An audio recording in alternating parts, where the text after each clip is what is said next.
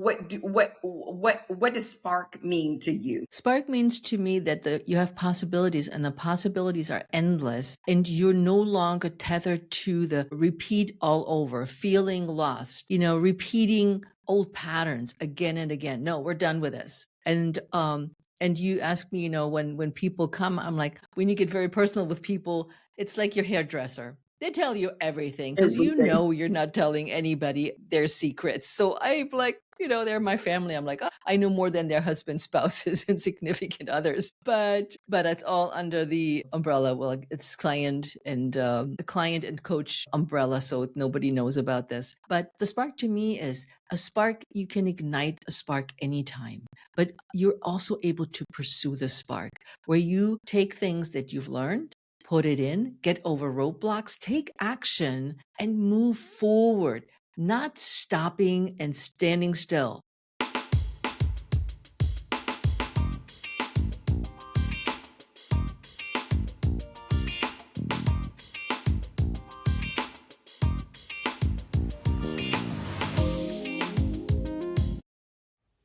Today's episode of Reset to Reinvent podcast is brought to you by the Adams Group Agency, developing final expense leaders. Hello, and welcome to episode 34 of Reset to Reinvent podcast. I am your host, Helen Blocker Adams. So excited to be here with you today. And we have an incredible guest that's going to be joining us here in just a few moments. But before we do that, I want to, first of all, thank you for being just so amazing. Last week's episode, we kicked off Thankful Month. We're in the month of Thanksgiving. We hear a lot about being thankful, and some people may not be as thankful as they would like to be because they're stressed out. There are all of these things going on, and so we shared some actionable strategies on how you can be more thankful, including the journal, and that's been getting a lot of attention, is journaling your experiences. And the other one that people are really liking is the gratitude jar, where every day for the month of November and the month of December, we want you to use some different colored paper and put something that you are grateful for on that piece of paper and stick it in that jar. And then in January, what you're going to do, you're going to look back and see what you are so thankful for. And then all of those problems that you thought you had, those problems and issues, they're like, oh, where are they? They're gone. Okay, they're gone. Or maybe just not as close as they were before you started with the gratitude jar. But guys, I am just so excited about living. And we have a guest. Before, make sure that you download, subscribe, like, and even to put a review, but don't do like what my guest did. She put a review and I didn't even know the review was there, okay? So I got to get better. I got to do better, but give me a review. I want to give you a shout out on the next episode, but we have a delightful guest that's with us today, and her name is Heike Yates. She is a podcaster. She is an author. She has a book called Pursue Your Spark. And this lady here, I met her, I guess, via a podcast training intense course about, I don't know, three years ago, and I reached back out to her, and she is just a delight. So Heike Yates, I want to welcome you to Reset to Reinvent podcast. Helen, what it goes in my grateful jar is I'm grateful that I'm a guest on your show and I can share everything that I know for your women and men. Oh, I love it. Thank you so much. Man, I have been following you on Instagram and also your LinkedIn page. I mean, your LinkedIn page, and it's probably going to be maybe January when I kind of put that together, but I am going to follow your lead on that. The way you structure the things, because LinkedIn is different than Facebook and Instagram in terms of how how you promote and the way you lay it out with your newsletter and all. I'm like, this lady, she's got it going on. So, Heike, you have a very unique name, okay? And that's for those of you listening, is Heike Yates. Tell us about yourself, and I want to hear how you got to the point of being the midlife fitness expert. Is fitness something that you've been involved in for years, or did you just have an epiphany one day when you turned 50 and say, you know what, I need to get myself together? Where did that come from? Who are you? Tell us who you are. Well, I'm originally from Germany. That's why I have the air quotes funny name. And it's Heike. Okay. And Yates is my married name. So I kept that because my maiden name I didn't like it to begin with. So I stick with Heike. But a lot of people, especially English speakers, have a hard time because of the alphabet. If you spell it out, it would be Heike. So that means it would be Heike. And I always say, whatever, just fine. Whatever comes out, comes out. But it's Heike or Heike. So I said, okay, it's Heike, which also helped me. And I'm jumping ahead a little bit. When I was running marathons, people couldn't pronounce my name. And so I phonetically wrote the name on my arm, which is Heike. And I remember back then, this guy looked at me. He looked at my arm and he shouted, Heike. I was like, yeah, you got it. Yay! He wins a prize. Mission accomplished. I never forget that. That was so adorable because you could see him thinking, it's like, what kind of name is that? Why is she spelling it so weird? Yeah.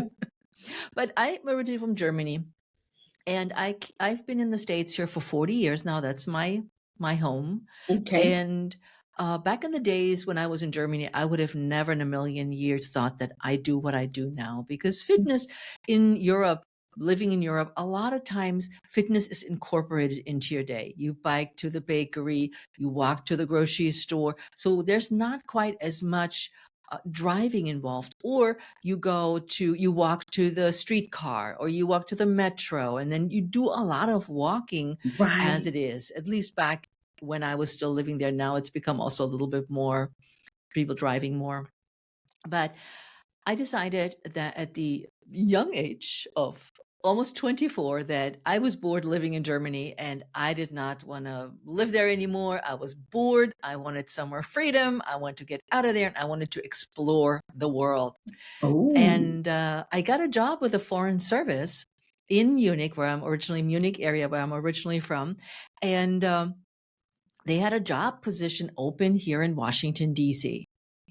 So I applied, I did all the pre-work, I learned better English and all the jobs you needed to be a civil servant. And then they shipped me over here or flew me over here.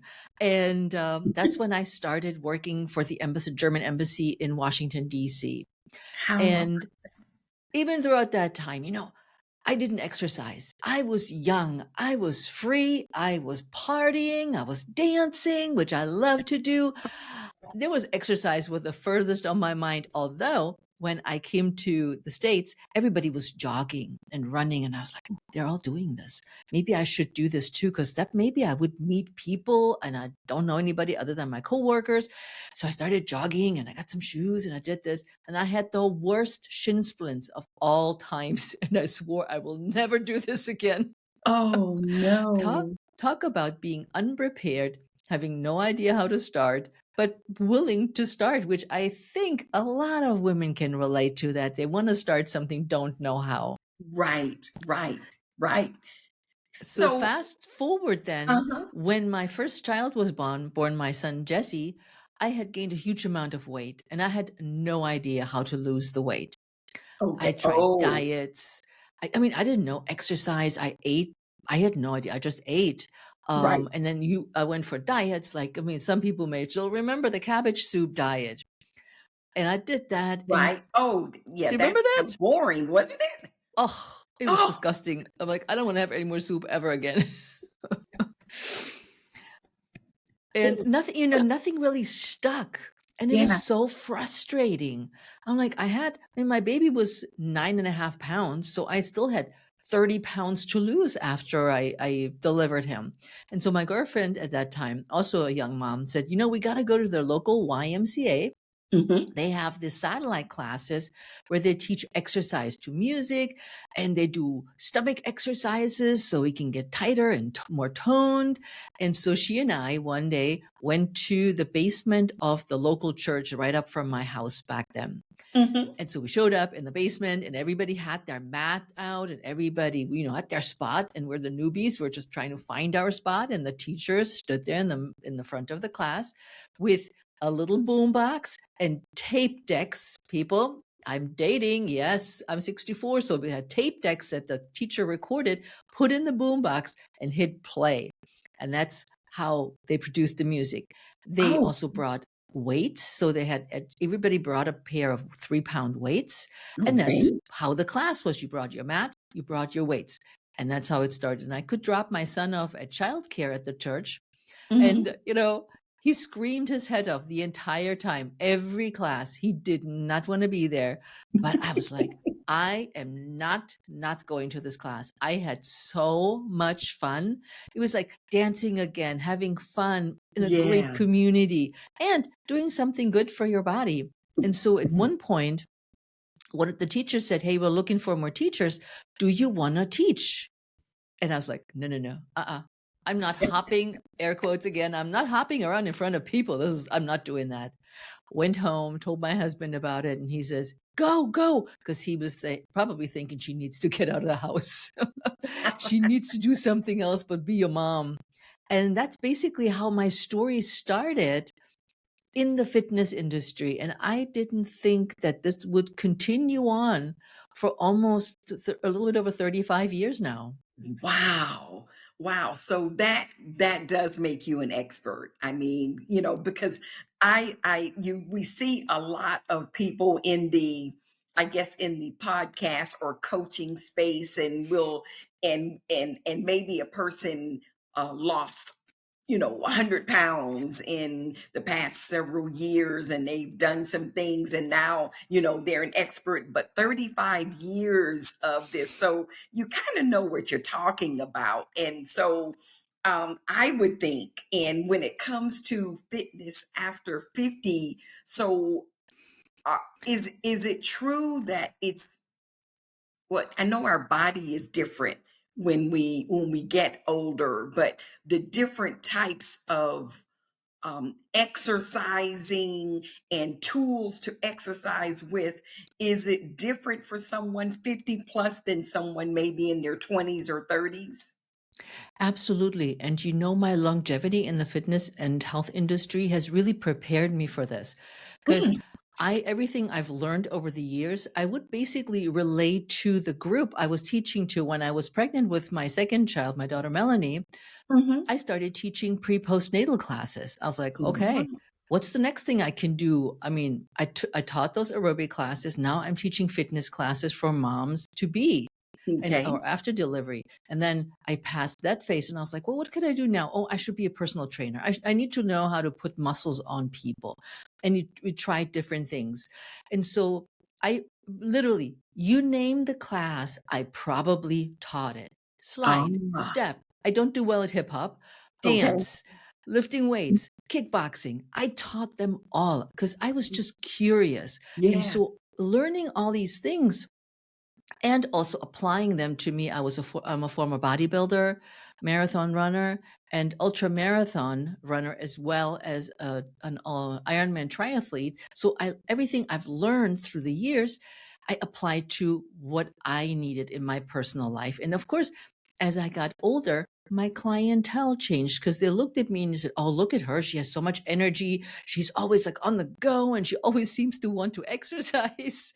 Um, and so it just grew with me. And also I feel that I understand women and men, because I do have men as well in my programs, in my classes, Mhm. in my studio, that I work with. But I understand where we're coming from, because No, what we did at 20 doesn't work at 50. You're Okay. going through perimenopause, menopause, and I'm postmenopausal, so I have completely different needs than somebody in their 20s. The Right. kickboxing workouts that I taught in my 30s, Hmm.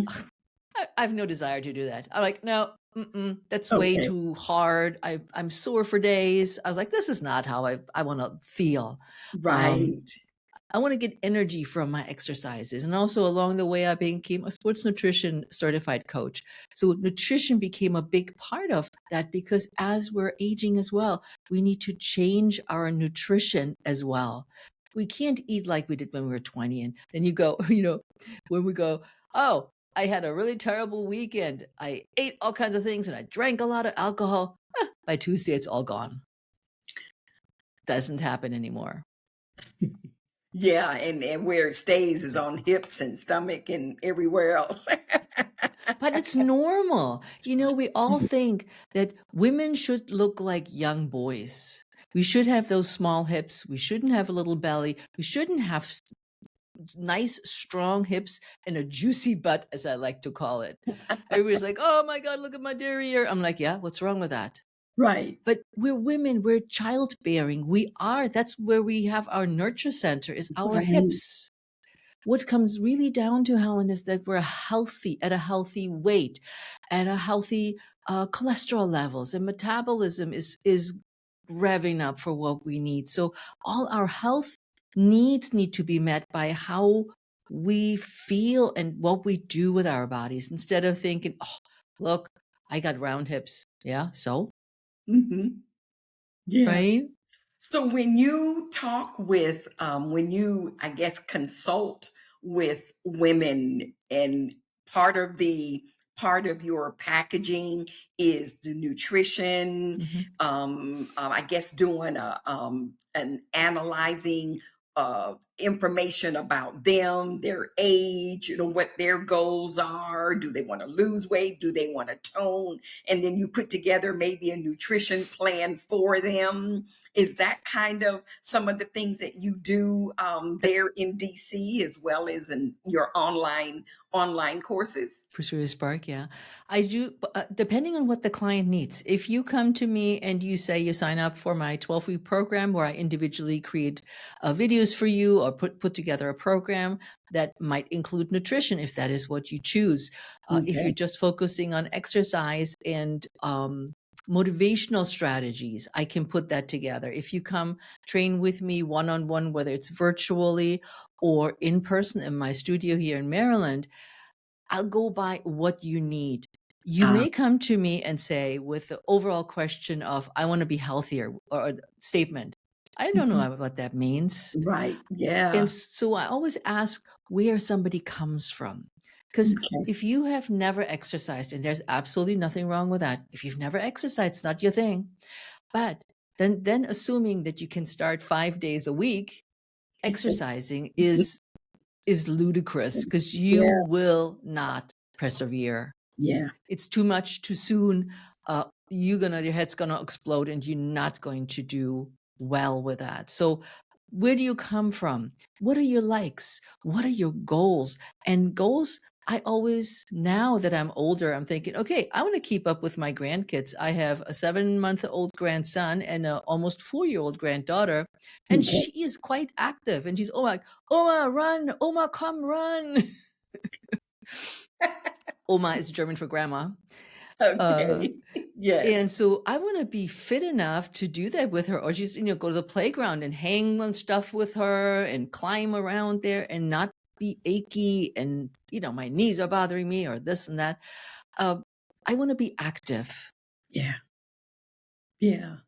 The name of my podcast is Reset to Reinvent. And when I read a lot of your information on LinkedIn and on your podcasts and on your website that I've gotten up here, there's some parallels there. Hmm. And so when we talk about reset to reinvent, that is when we talk about the fact that you're focusing on midlife or fitness after 50 or 50 and above, that's almost like a person having to reinvent themselves. Mhm. So, is there an emotional, a mental, emotional piece that's tied in with what you do as well, Heike? That is also, Helen, why I wrote Pursue Your Spark. This Ah, is not a fitness book. This is not a nutrition book. This is a mindset book that is supported by nutrition and exercise programs. But this is ah. all about mindset to feel confident again and to live fully. And that is has absolutely to do with reinvent yourself. It is I feel like every 10 years. Oh, let me backtrack a little bit. Mhm. When I say menopause, I was just recently talking to a friend, and I said, "Hey, I wrote a book," and she says, "Oh, I'm way past midlife." I'm like, "Well, how old are you?"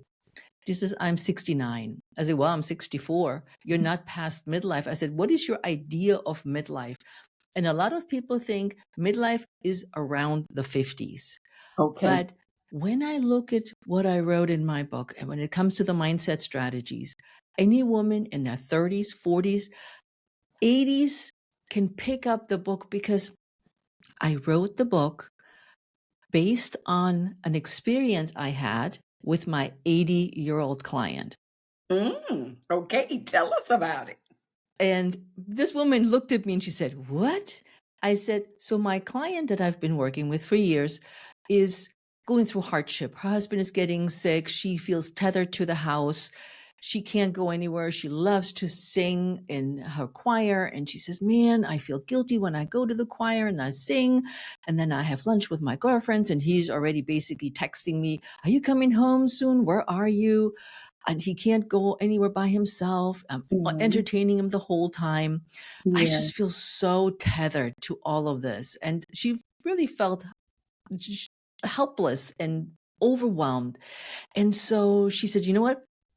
I'm going up to," and I called him in my book, Boston, but that was not exactly it. But she went to visit her daughters because I'm protecting locations and clients' names. Gotcha. Um, she has a different name in the book.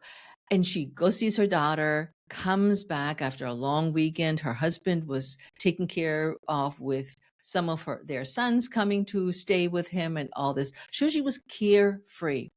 She comes back. She has this huge smile on her face. And I said, "Well, how was it?" And she's like, "Oh my God, it was great. I felt like myself." Mm. I looked at her and I said, "What do you mean?" She said, "It's not," and sometimes I have in my book too, it's I feel like myself again, but again means you did something wrong before. It's not sticking with you. So you have to repeat it. Or again could reflect to also, I want to be like my 20s and my 30s. But that's not what she meant. She meant in right now, this year's 2025, she turned 80. She said, "I felt like myself.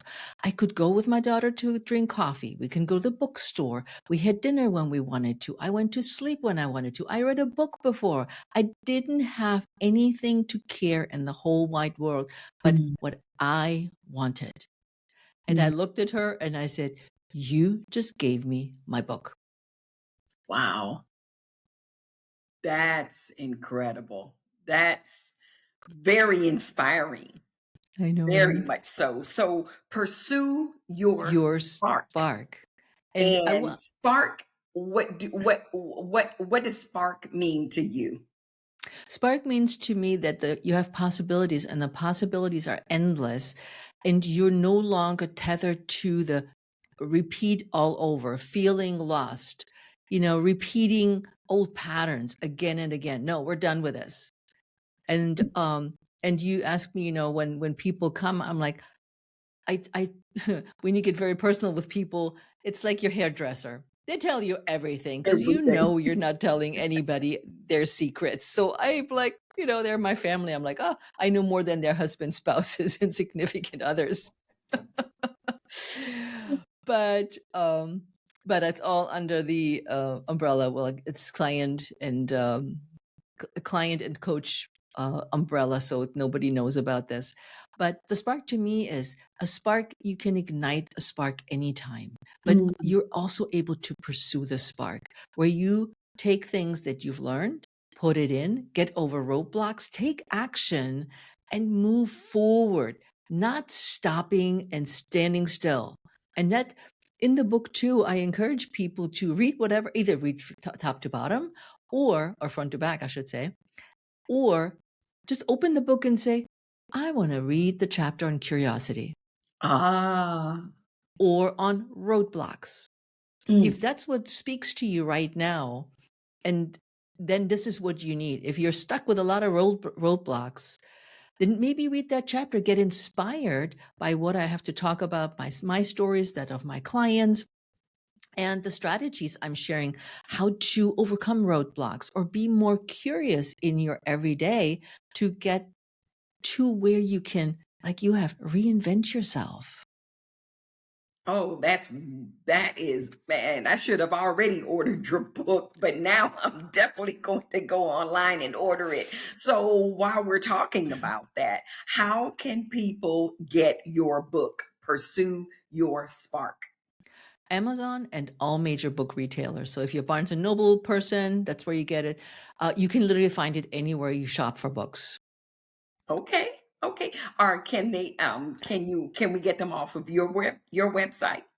The link What? will lead you to Amazon. So not Gotcha. directly so it leads directly to Amazon, makes it easier because then you can order an ebook or you order a soft copy. And I'm super excited to say that the audiobook will be hopefully available by next week, which I'm super excited about. So Speaking of audiobook, I saw on Instagram where you were giving kind of some steps of how you were going through that process. And I'm like, this woman is amazing. So you've inspired me to consider doing an audio. I've done radio before. uh-huh. Talk radio and television and, speaking and voice, and I have that distinct voice. So I can just see myself doing an audio book at some point in time. Why You're my not? inspiration. I have to say, pursue your spark. Pursue my spark. There you go. There you If go. this, I said to one client who read my book, and she had a very completely different take on the book. And she said that after she read the book, she thought about one thing that she's always wanted to do. Mm. And I said, if you felt that, then my book did its job. If you're ready to embrace, to be curious, to ready to reinvent, to do something that you want to do that you haven't thought of in a long time, then my book did its job. Absolutely. And that's just like even when I record and do these episodes, I'm like, if I can impact one person, if I'm talking to a large group of people, if I can impact one person, then that's what God had me to do. and and Yep. and I feel good about that. And so just so exciting. Now I'm looking at something on your website and it says ranked in the top 200 of Apple fitness products. Wow. Thank you. But I've also Now, been on so it you for have 7 years. I'm sorry. I've already been at it except for 7 years. So True. But so you have an app? You have like a fitness app? no, No. no, No. Okay. no. This is my podcast. This is like where my podcast ranks in all the podcasts Okay. on Apple. That's what this means. Yeah, Okay. I don't have an app. I mean, everybody has an app. I'm like, I don't want an app. That's another Okay. gadget that I need to babysit. Okay, gotcha. And I know what made me think that because I'm looking at the image of a phone, and you're on the phone, so that's what made me think about Yeah. an Apple app. But you're just Heike. I am in the background. You got this. Pursue your spark. Be fiercely you, and do you find that a lot of women at some point, and it may not be mid, it could be at any point. Do you find that a lot of us um lose ourselves? We get so wrapped up in everybody else that you wake up one morning and it's like, who am I? Who am I? What am I supposed to be doing? And is that what Be Fiercely You is about, in terms of and then of course by you saying that, that person would be like, well, who am I? Okay, and now that's when we circle back and probably Mhm. reach out into one or two of the chapters of your book. But do you find, I kind of rambled with that, but do you find that a lot of women just kind of lose themselves because of the nature of women, and we just like to do for everybody else and not for ourselves? We've been taught that we need to nurture, that this is our role in life. Right. We need to nurture our husbands, spouses, wives, whatever we have, our grandchildren, our own children, our grandchildren, our parents as they age. So we're now becoming a really big problem is the sandwich generation that we're in.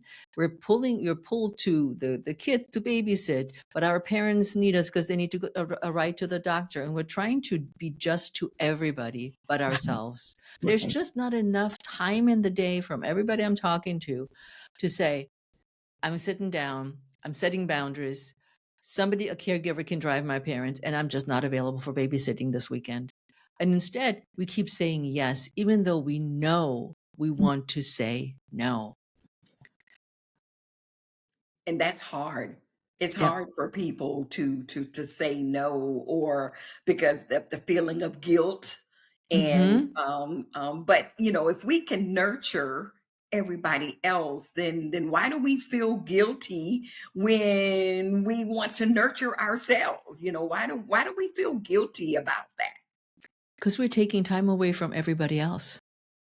If we're Mhm. selfish and take that time, then the other people around us will be short on the time that I would give them.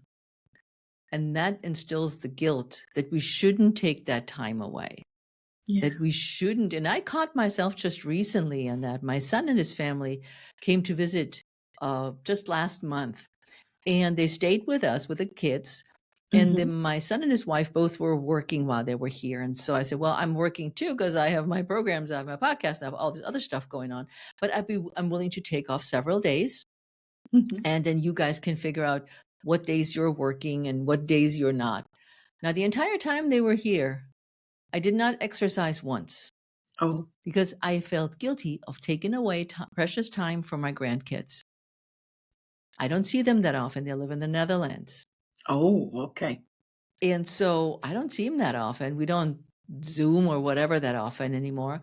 And I can't take that time. I should be going to the playground with them. I should be going to the library with them. I should be making lunch because my son and his wife were working. But on the other hand, afterwards I thought, what was I thinking? Here I am out there preaching to the world, setting boundaries, saying no. And I don't have the guts to do it sometimes either. So I'm not perfect. I'm a work in progress too.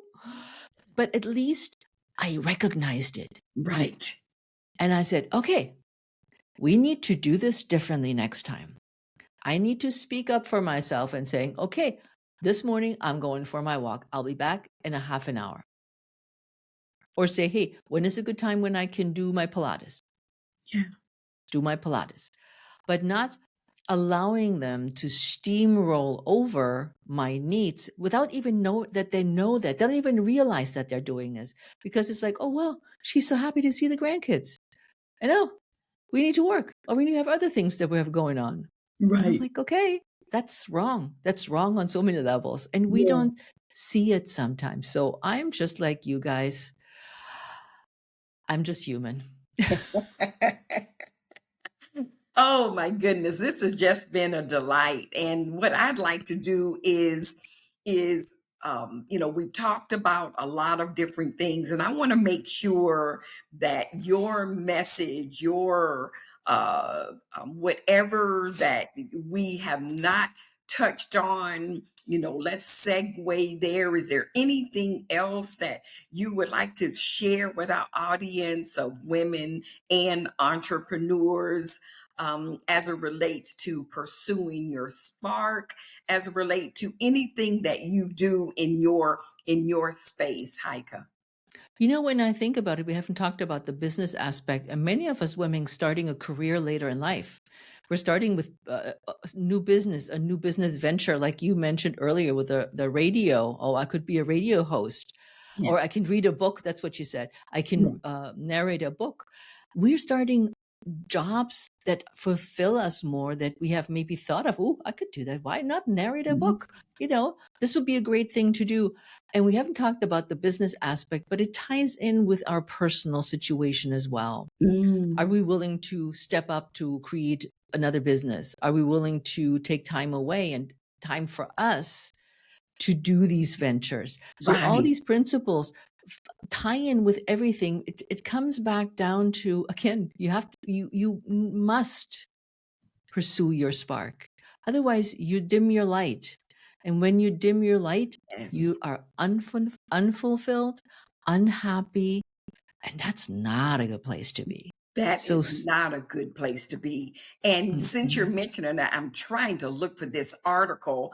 There was an article, I don't know if it was Wall Street Journal, it was one of the, I think it was Forbes, that the title was, "There are more women entrepreneurs, more women going into business for themselves than ever before." And it gave a variety of reasons: the time freedom, the sick and tired of that corporate hold that corporations have, the ability to have more flexibility with their time. Those were some of the points in that article, I'm glad you brought that up about the business, the entrepreneurial spark in us. And even, you may have finished your first career and you said, okay, now I'm in retirement, but I should be retiring soon. I have no idea what I would do if I retire. I'm running now 2 businesses. Doesn't even mean anymore. I mean, people say, if people who've worked 30, 40 years in government, for example, okay, oh yeah, I'm going to retire. And then 2 weeks later, they've got a job and they're working again. They didn't retire. They just changed careers. It's true. At this point, I'm running 2 businesses. I have a Pilates brick and mortar studio here in Silver Spring. It's a small boutique studio where I see people one-on-one, either virtual or in person. Okay. And then I have Pursue Your Spark, which is my online program for women in midlife, where I have my Pursue Your Spark Blueprint, which is an 8-week course that I host twice a year. And I have my podcast. I just wrote my first book. I'm on a roll, like a lot of you can be or are of your listeners. Yes.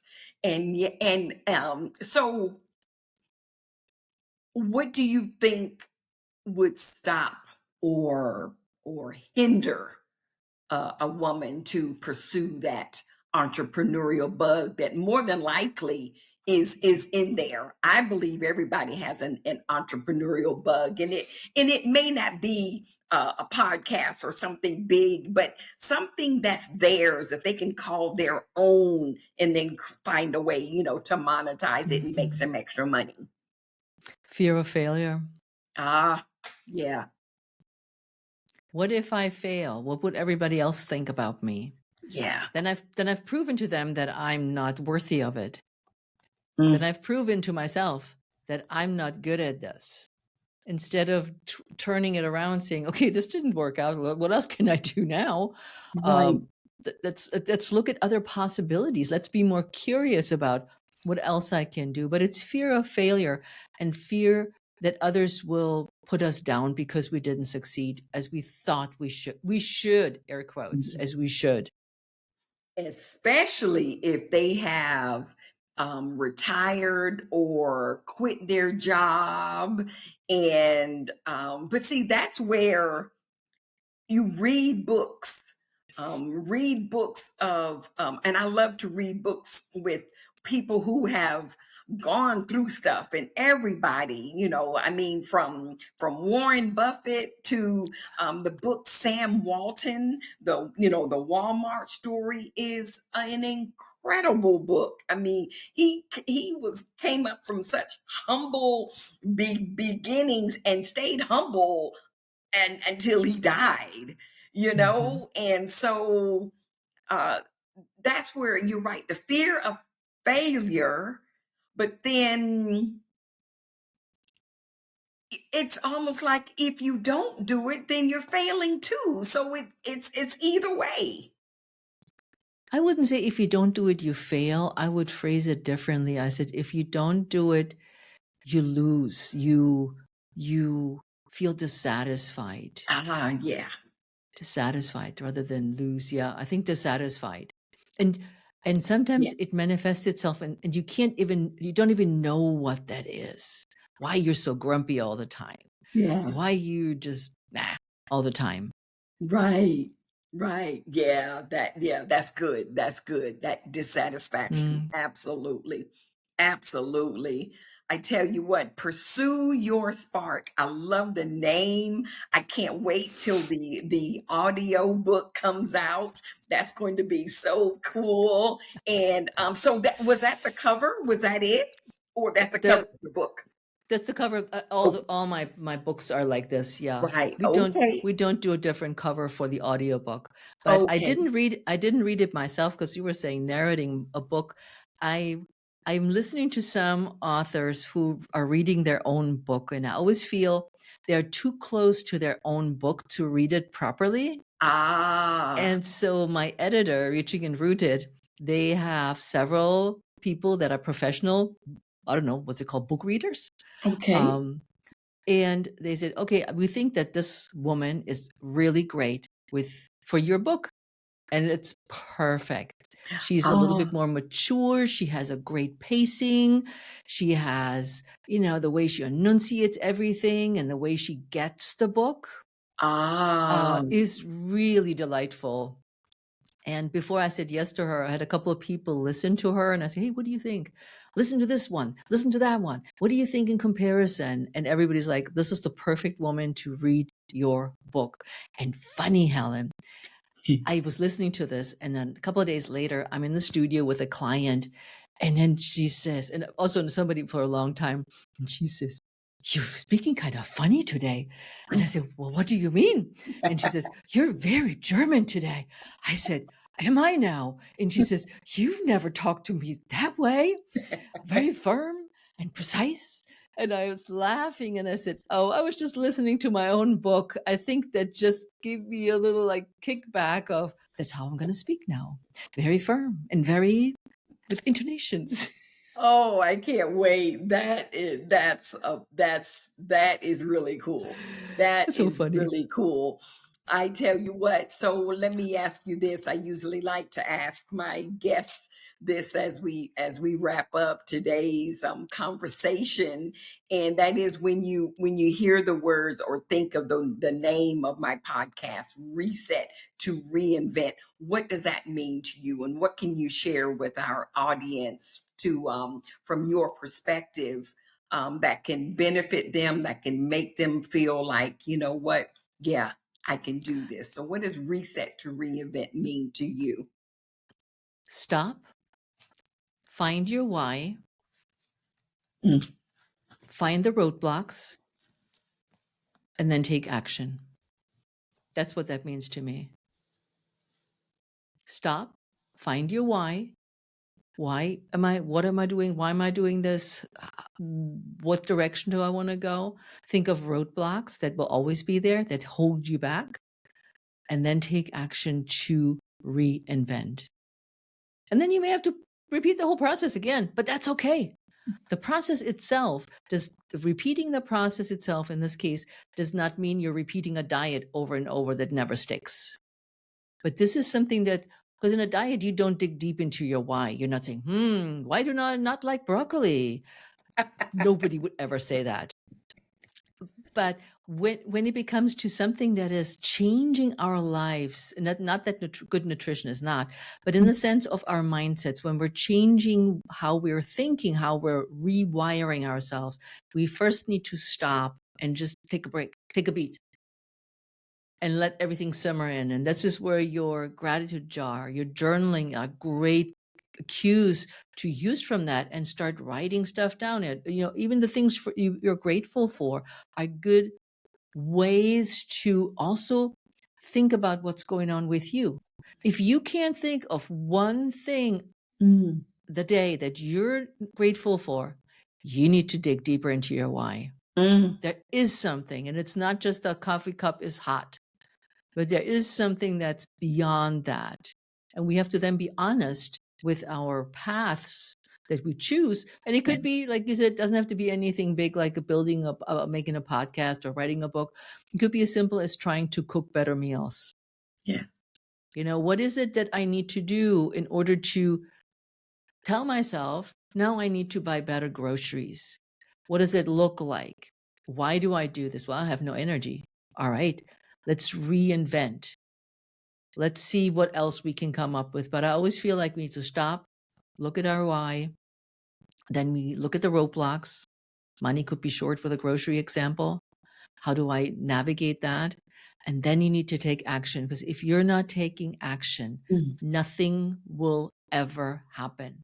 The plan's laid out and you are afraid to start it. And we talked about fear earlier. Yeah. I was like, no, go for it. The worst thing that happens, it just doesn't work out. And you're like, oh, okay, let's try a different strategy.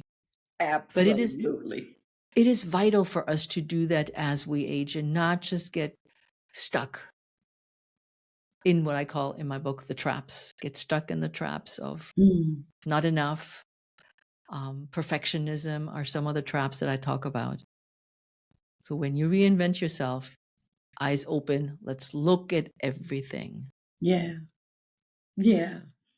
Heike, you have been amazing. I want to thank you so much for joining me here on this episode of Reset to Reinvent podcast. Tell our audience where they can find you in the social media space as we wrap up today's conversation. You can find me literally anywhere. I'm on LinkedIn, as you mentioned, on Facebook, on Instagram, on TikTok, on YouTube as well. My book can be found in all major booksellers. My podcast is also on all major platforms, including Apple and Spotify. Or if you don't remember, Pursue Your Spark. It's my name, which is probably harder to remember. It's Heike Yates, HeikeYates. But I'm everywhere. So it's easy to find me. And you can also reach out to my website, also HeikeYates.com. I have the contact me section where you can leave me a voicemail, or you can leave me a mail if you have any questions, want to know something, or have questions about today's interview. All right. Well, I want to thank you so much. And I just can't wait. I have a feeling this might be my breakout episode that just goes viral, because there's so many nuggets in this episode. And for our audience, my community out there, I want to thank you so much for listening, for watching. I hope that you have enjoyed Heike as much as I have on this episode of Reset to Reinvent podcast. And listen, you guys have a wonderful week. Have a wonderful week. Make sure that you download, that you subscribe, that you like, that make a comment, do a review, and I promise I will go and look for it. And absolutely. Thank you so much again, Heike, for joining me. And I'm looking forward to keeping my eye on you. So you're my model. You're my model that I'm modeling after, because you're just doing some fabulous things that's so professional and so just I just love it. I just love it. And I'm, we're in a similar age group. I'm a couple of years older than you. I'm 66. And So, so we're in that same age group. So that's what's so inspiring for me as well when I look at what you're doing and the longevity that you've had in the podcast space and all of the different things that you're doing. So listen, you have yourself a great rest of the day and a great week. And you know what? Reset to Reinvent family. I want to thank you again for joining me here. And why? Because you deserve to be inspired.